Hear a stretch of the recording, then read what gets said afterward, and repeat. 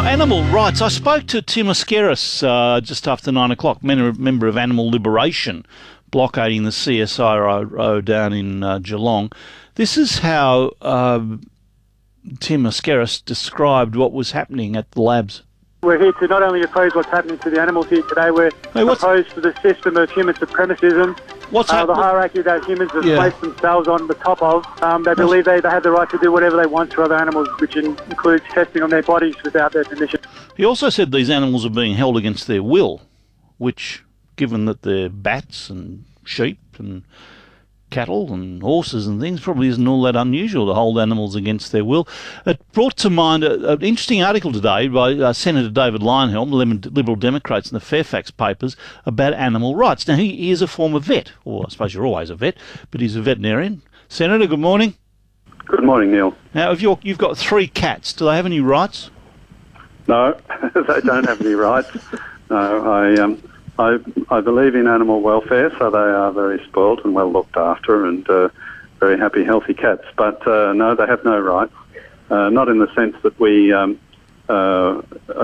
think about humans. They don't even have the right to life. If I decide that they're sick or for any other reason really, that they shouldn't live anymore, I have a right. They don't have a right. I have a right to put them down.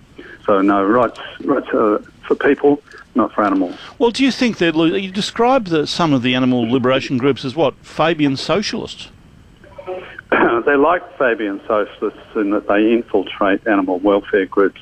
I think animal welfare is admirable. I've got a very high priority on animal welfare as a former vet and a soft-hearted bloke into the bargain.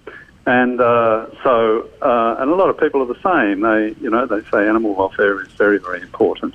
And but the animal rights thinking, the animal rights ideology, if you like, infiltrates the animal welfare movement in a similar way to the Fabian socialists infiltrate progressive left-wing parties. So I wasn't saying that they had the same beliefs, just the methodology is the same. Oh, okay. And you end up with people getting confused about what's welfare and what's rights. They haven't really thought through the logical consequences of either of them. But it sort of getting seduced by that. It sort of struck me talking to this man today, the protests, and when he said they're being held against their will. Well, they're animals. Yes, that's right. So that assumes that animals have rights to exercise their free will. This is where the animal rights logic takes you, that humans don't have any entitlement to use animals for their own benefit. Now, that leads to not using them for testing drugs, for example, to check whether they're safe. But it also includes not eating them for food, not using them for clothing, leather. There's a bit of an argument about whether you're allowed to use wool, which doesn't kill the sheep. But, you would probably get an argument about whether you're allowed to keep the sheep in captivity in order to shear it first.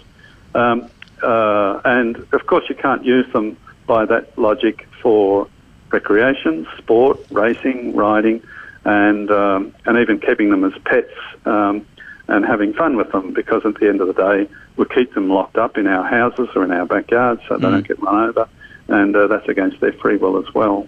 Is it fair to say a human life is of more value than an animal's life? Absolutely. I think most people agree with that, wouldn't even think about disagreeing with it.